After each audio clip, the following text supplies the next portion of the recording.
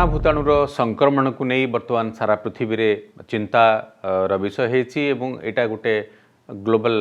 Pandemic महामारी रूप नहीं भारत में संपूर्ण भाव में भारत वर्ष बर्तमान बंद रही लॉकडाउन रही लॉकडाउन फल बर्तमान भारतर जो साधारण लोक जो दिन मजूरिया जो चाषी एवं अर्थनीतिर खूब तल स्तर में जो व्यक्ति माने नाही नथिबा असुविधार सम्मुखीन होउछन्ती कारण जो माने प्रतिदिन किसी रोजगार करी सेमानक परिवार प्रतिपोषण करुथिले सेमानेकर हाथ गोड़ पूरा बंधा होला भली परिस्थिति सृष्टि होईछि। एभली एक समय रे केंद्र अर्थमंत्री निर्मला सीतारमण आज एक बड़ अर्थनैतिक पैकेज घोषणा करिसन्ती। आसंतु नजर पकाइबा एई पैकेज रे कहा पई कोन रहिछि। सबुठ गुरुत्वपूर्ण विषय होछि एई पैकेज रे मु जेमति कहली जे समाजर जो माने आर्थिक वर्गर जो तल वर्गर जो मनीष मैंने अच्छा से गोटे सुजोग दि जाइए पैकेज दि जाइए सुविधा दि जाइए ता भीतर अच्छा कृषक अच्छा दिन मजूरिया अच्छा निर्माण श्रमिक मैंने अच्छा महिला माने अच्छा दिव्यांग अच्छा समाजर असहाय वर्गर महिला माने अच्छा विधवा माने अच्छा कृषक मानक पई मध्य पैकेज रही ता छड़ा एसएचजी बा आमर जो स्वयं सहायक गोष्ठी अच्छा सेमानक पई मध्य केतक स्वतंत्र पैकेज रही। प्रथम नजर पकाइबा आज ये सांबादिक सम्मेलन आरंभ कले केंद्र अर्थमंत्री से प्रथमे कही जे जो स्वास्थ्यकर्मी माने देश रही डाक्तर नर्स पैरामेडिकल स्टाफ अच्छा एपरिक आशाकर्मी अच्छा विभिन्न डाक्तखाना जो माने सफाई कर्मचारी बा सैनिटेशन वर्कर्स अच्छा से माने बड़ रिस्क बा सेमानक जीवन को बाजी लगे बर्तमान कोरोनार मुकाबला करुचंती। कोरोनार जो माने प्रभावित होइचंती सेमानक चिकित्सा पई सेमाने पाखरे ठिया होइचंती एटा सबुठु बड़ कथा। तेणु सेमाने तांको मंत्री स्वास्थ्य योद्धा बोली वर्णना करथिले आउ तांको बाहाबा देइथिले तांको बधाई जणाइथिले तांको बहुत धन्यवाद देइथिले। यही अवसर में से आज पैकेज प्रथमे से घोषणा करते मंत्री कहते जे जो माने स्वास्थ्य क्षेत्र में कोरोना लड़ई पे काम करुँच से 15 लाख टंकार बीमा प्रदान करा 15 लाख टंकार स्वास्थ्य बीमा प्रदान करा। मुझे कही रखा चाहूँगी जे जितेबाला कोरोनार मुकाबला करते जड़े कोरोना पॉजिटिव होची जार चिकित्सा करा से डाक्तखाना जाकि पहुँचब कौन स्वास्थ्य सेवा क्षेत्र में पहुँचब से जो लोक मैंने अच्छा जो मैंने स्वास्थ्य सेवा जोगाई देवे से माने प्रथमे ता द्वारा प्रभावित होबार आशंका रही। तेणु सेमानंकु गोटे सुविधा दबापाई सेमानंकु सपोर्ट करने बर्तमान केंद्र यही 15 लाख टंकार व्यक्ति पिछा 15 लाख टंकार स्वास्थ्य बीमा घोषणा करिछि। द्वितीय कथा आसुची गरीबों अन्न चिंता बा खाद्य सुरक्षा। अर्थमंत्री निर्दिष्ट भाव में कहते जे कोरोना समय रे जेभली भारतवर्षर केही माने खाइबाकू न पाई न पातु एभली कौन परिस्थिति सृष्टि न हो से माने कौन करिसंती जो 80 कोटी रु अधिक गरीबों खाद्य सुरक्षा को सुनिश्चित करने एक पैकेज घोषणा करिसंती। एही पैकेज अधीन रे वर्तमान जो हिताधिकारी मान अछंती सेमानकु प्रति मासरे अतिरिक्त आउ 5 किलोग्राम चाउल बा गहम से माने नहीं पारिबे। ए आगामी 3 मास पर्यंत यही व्यवस्था सरकार लागू करिवे अर्थात जेतिक से माने पाउथिले व्यक्ति पिछा 5 किलोग्राम आगुरी पाउथिले आउ 5 किलोग्राम चाउल किंबा गहम से माने नहीं पारिबे पीडीएस सिस्टम जरिया रे। ता छड़ा आउ गोटे नुआ कथा एथर मंत्री घोषणा करिसंती जे डाली कौनसी एक डाली जातीय खाद्य से माने 1 किलोग्राम से मानकु प्रदान करा जिवो मासकु गोटे परिवार पिछा से माने तांको चॉइस अनुसार एवं जहाँ मिलू था जो अंचल जहाँ मिलूची से हिसाब से पीडीएस सिस्टम माध्यम से माने गोटे किलोग्राम डाली जातीय शस्य बा डाली जातीय खाद्य तांकु दिया जाई पारिबो परिवार पिछा। एवं यही जो कथाटी रहिला जो अतिरिक्त 5 किलोग्राम चाउल से माने चाहिए आगामी 3 मास मध्य 3 मास 15 किलोग्राम चाउल बा गहम है से माने ताकु 2टी किस्ती बा 2टी दफारे ताकु नहीं पारिबे। एवं ए बाबद रे सरकार प्राय 45,000 कोटी टंका खर्च करेंगे बा व्यय बराद करिसंती बोली आज मंत्री सूचना दैचंती। एबे आसो नजर पकाइबा चाषी मानक उपरे। मंत्री आज कहले जे जेमती अन्न ठारू अन्नदाता कृषक होछि आम अन्नदाता तेणु अन्नदाता मानकु एई समय रे तांको पाखरे ठिया हेबा सरकारक सबुठ बड़ दायित्व। आपण माने जानिचंती जे प्रधानमंत्री जो किसान योजना बा जहाको वर्तमान प्रधानमंत्री कृषक सम्मान निधि कहा जाउछि एही योजना अधीन रे जो माने जो हिताधिकारी माने पंजीकृत होगी रही सेमानकु एप्रिल मास प्रथम सप्ताह 2000 टंका लेखाएं से बैंक अकाउंट को ट्रांसफर करा जिवो। एठी मु सूचना देवाक चाहिए जे ये जो प्रधानमंत्री कृषक सम्मान निधि अधीन वर्ष को वर्तमान 6000 टंका हिताधिकारी पिछा दि जाउछि। एबे आसीबा समाजर जो असहाय वर्गर मनीष मैंने अच्छा विशेषकर वयस्क जो मैंने 60 वर्ष अधिक विधवा एवं दिव्यांग से केंद्र अर्थमंत्री निर्दिष्ट भाव में फोकस कर से कहते जो 60 वर्ष अधिक वयस्क विधवा एवं दिव्यांग को आगामी 3 मास मध्य 1000 टंका अतिरिक्त दिज्व एवं यही टंका से बैंक खाता को सीधा सड़क भाव में ट्रांसफर हो डायरेक्ट बैंक ट्रांसफर डीबीटी करा एवं यही योजन वर्तमान 3 कोटी अधिक वरिष्ठ नागरिक फायदा पाइबे। कोरोना भली गोटे अति दुर्भाग्यपूर्ण समय कोरोना भली गोटे जटिल समय जिभली भाव में समाजर असहाय एवं ये जो वरिष्ठ नागरिक माने अच्छा विशेषकर महिला विधवा महिला एवं भिन्नक्षम अच्छा जो माने दिव्यांग अच्छा से जिभली कौन विशेष कष्टर मुकाबला न करेंगे से जो अति समस्या नहब जटिल समस्या नहब से सरकार यही व्यवस्था घोषणा करिसेंती। एबे आसंतु कथा हवा जो साधारण जो दिन मजूरिया कथा आपण मैंने देखुवे आज दिन में सबुठ बड़ चैलेंज सबुठ बड़ समस्या होती सबुठ बड़ आह्वान आसी से दिन मजूरिया मानक जो मैंने प्रतिदिन गाँव रु सहर पर्यंत प्रतिदिन किसी काम कले से जो पैसा नहीं आसती से परिवार चले। गत किछि दिन धरी ओडिशा रे एवं परवर्ती समय समग्र भारत वर्ष में जो लॉकडाउन सिचुएशन सृष्टि है जो संपूर्ण भाव में बंद कर दि जाइए से मानकर हाथ गोड़ संपूर्ण बंद हो जाइए एवं से किसी गोटे पैकेज घोषणा हेबो बोली समस्त आशा करुथिले प्रतिदिन विशेषज्ञ माने भी आशा करुथिले जे कौन दिन कौन मुहूर्त सरकार से गोटे पैकेज घोषणा करेंगे। तो केंद्र सरकार जो महात्मा गांधी निश्चित कर्म नियुक्ति योजना बा मनरेगा जहाँ को आम कहते ता अधीन दैनिक जो मजूरी 182 टंका थिला ताकू 202 टंका को वर्तमान सरकार ताकू बढ़ाई देछंती एवं यह फल मोटामोटी हिसाब कहूँ जे जड़े दिन मजूरिया गोटे मसरे अतिरिक्त जहाँ से रोजगार करुला सी आउ 2000 टंका अधिक रोजगार करें। मंत्री आ गोटे कथा कहते जिला प्रशासन माध्यम जदि कोरोना भली समय संभव हुए ताहले जो क्षेत्र में से काम करें बा से नियोजित नियोजित कर आसवा रोषे घर पाखक विशेषकर जो बीपीएल परिवार अच्छा देशर से प्रधानमंत्री नरेंद्र मोदी जो उज्ज्वला योजना करिसेंती से उज्ज्वला योजना माध्यम वर्तमान जो कोरोना भली समय उज्ज्वला योजना माध्यम सरकार से वर्तमान साहाय्य करने को आगे आसछंती एवं यही जो 3 मास पर्यंत से वर्तमान मागणार सिलिंडर गैस सिलिंडर जोगे दिज्व एवं मंत्री देथिबा सूचना अनुसार वर्तमान 8.34 कोटी अर्थात 8 कोटी 34 लक्ष बीपीएल हिताधिकारी भारत वर्षर वर्तमान एथुरु फायदा पाइबे अर्थात कोरोना समय कहा घरे चुली बंद हेबो नाही से माने गैस पाइबे एवं से माने घरे चुली जलिबो। एबे नजर पकेबा महिला मानक पई आउ कोन आज विशेष पैकेज घोषणा करा जायछि विशेषकर जो प्रधानमंत्री जनधन योजना अच्छी एवं से जनधन योजना अधीन जो महिला मानकर खाता अच्छी से वर्तमान 3 मास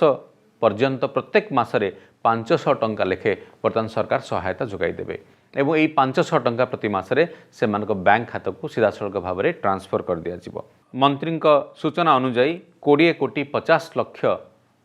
प्रधानमंत्री जनधन बैंक अकाउंट खाताधारी महिला वर्तमान यही जो 500 टंका मासिक जो सुविधा पाइबे तादर से फायदा हम। महिला कथा जेहेतु कथा होती एसएचजी बा स्वयं सहायक गोष्ठी आज जो स्वतंत्र पैकेज रे निर्मला सीतारमण विशेष ध्यान देइचंती वर्तमान स्वयं सहायक गोष्ठी जो बिना बंधक 10 लाख टंका पर्यंत ऋण जोगे दि जाउछि सरकार सेटा को 20 लाख टंका पर्यंत वर्तमान बढ़ाई देले अर्थात जो एसएचजी माने अछंती जो माने विभिन्न प्रकार व्यावसायिक विभिन्न प्रकार प्रोडक्शन काम करुचंती एवं आत्मनियुक्ति बा आत्मनिर्भरशील होती एवं अर्थ रोजगार करुचंती सेमानकु कोरोना भली गोटे अत्यंत जटिल अर्थनैतिक जटिल समय से भली भाव में तांकर काम करि पारिबे आगामी दिन में करें से 10 लाख बदल में 20 लाख टंका पर्यंत बिना बंधक अर्थात कोलैटरल फ्री लोन से दि जाई पारिबो एवं एथिरे कहा जाउछि जे प्राय 53 लाख भारतर 53 लाख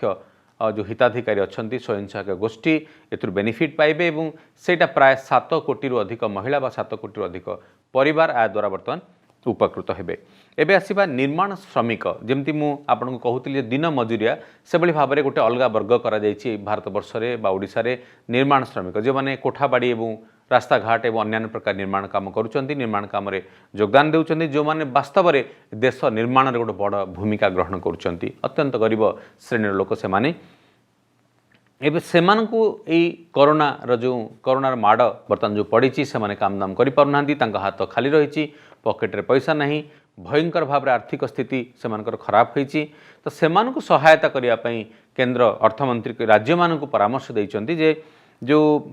निर्माण श्रमिक कल्याण पांठी रही जो केंद्र एक पांठी एक स्वतंत्र आईन बल में पांठी सृष्टि करा जायछि जो पांठी रे प्राय 31,000 कोटी अधिक टंका मौजूद रही से पांठीर उपयोग करी राज्य सरकार माने आवश्यक स्थले उचित पैकेज बा जहाँ करने को चाहिए जो व्यवस्था करने को चाहिए करि अर्थात केंद्र बर्तमान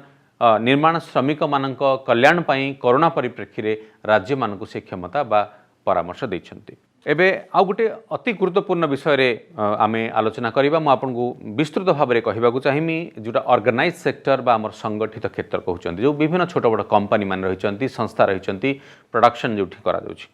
ईपीएफ गोटे दिग एम्प्लॉइज प्रोविडेंट फंड जोठी प्रति जो माने ईपीएफ धारी अछंती बा ईपीएफ रे पंजीकृत होइचंती से माने तांकर प्रति मासर गोटे दरमार निर्दिष्ट भाग से माने ईपीएफ पई कंट्रीब्यूट करंती बा प्रदान करिथांती एवं तांकर जे नियुक्तिधारी जे नियुक्ति देइचन तांकर संस्था बा कंपनी से मध्य आउ किछि ताधरे इक्वाल परिमाणर समान परिमाणर योगदान करिथांती एवं से अर्थ जाय कि तांको ईपीएफ अकाउंट जमा होई थाय हिसाब अनुसार से मानकर मोटामोटी भाव में बेसिक सैलरी 12% दियंती निजे ईपीएफ धारी अर्थात जी चाकरी करिसंती एवं आउ 12% संस्था बा कंपनी तरफ दिया जाय अर्थात 24%। सरकार आज एक बड़ निष्पत्ति नहीं आगामी 3 मास पर्यंत वर्तमान जो कोरोनार प्रभाव पड़ाक जाउची विभिन्न कंपनी बंद हो जाइए प्रोडक्शन बंद हो जाइए आगामी दिन में भी अवस्था बहुत खराब रहिबो तेणु यही 3 मास पर्यंत वर्तमान केंद्र सरकार जेतिकी ईपीएफ धारी रही भारत में सेमानंक जो ईपीएफ बाबत जो देय 24% जो देय सेटा को सरकार भरणा करिवे एवं आगामी 3 मास पर्यंत सरकार भरणा करेंगे किंतु ये गोटे गोटे पॉइंट अच्छी जो पॉइंटा जे सबू ईपीएफ धारी यही सुजोग पाइबे नहीं साधारणतः जो जो जो कंपनी रे 15,000 टंका पर्यंत बा 15,000 टंका कम दरमा पाउथवा बहुत अधिक कर्मचारी अच्छा से भली संस्था को सहयोग साहाय्य करने पैकेज देवाई यही कथाटी घोषणा कर मंत्री कहते जे 100 जन पर्यंत काम करुवा जो कंपनी एवं जो कंपनी रे 90 भाग लोक 15,000 टंका बा ताठू कम दरमा पाउथिबे से संस्था पाइटा लागू हबो एवं से संस्थार जो जो मन चाकरी करिसंती सेमानकर ईपीएफ बाबद जो 24% प्रति मास जमा करा जाए सेमानकर 12% एवं कंपनी तरफ 12% से 24% को आगामी 3 मास पर्यंत सरकार वहन करिवे।